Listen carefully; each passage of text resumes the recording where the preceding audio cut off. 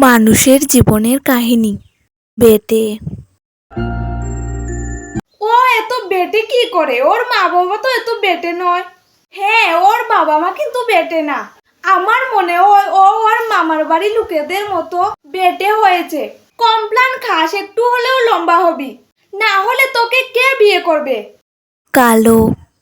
আচ্ছা অনু, তুই এত কালো কি করে? আমার মনে হয় তুই ছোটবেলায় অনেক কালো জাম খেয়েছিলি, তাই এত কালো হয়েছিস।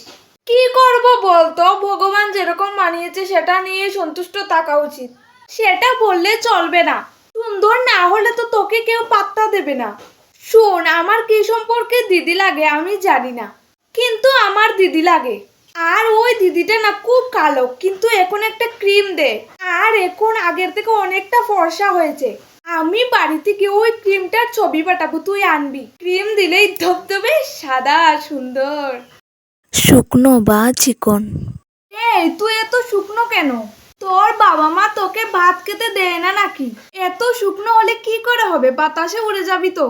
কি করব, খেয়েও মোটা হই না। সুন্দর না।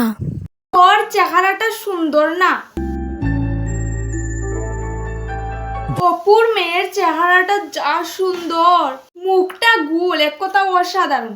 অপুর বাড়িতে তো পাত্রপক্ষের লাইন পড়েছে। সত্যি এই গ্রামে অপুর মেয়ের মতো আর একটাও সুন্দর মেয়ে নেই। মোটা। দেখো দেখো, ওই যে মেয়েটা যাচ্ছে পুরো হাতির মতো। চলো চলো একটু গিয়ে কথা বলি। আচ্ছা, তোমার নাম কি?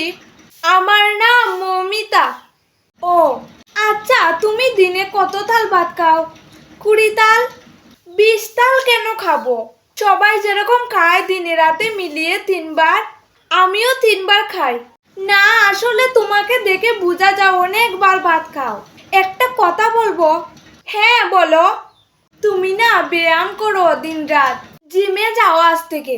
তোমাকে এত মোটা ভালো লাগছে না, তুমি একটু শুকনো হলে ভালো লাগবে।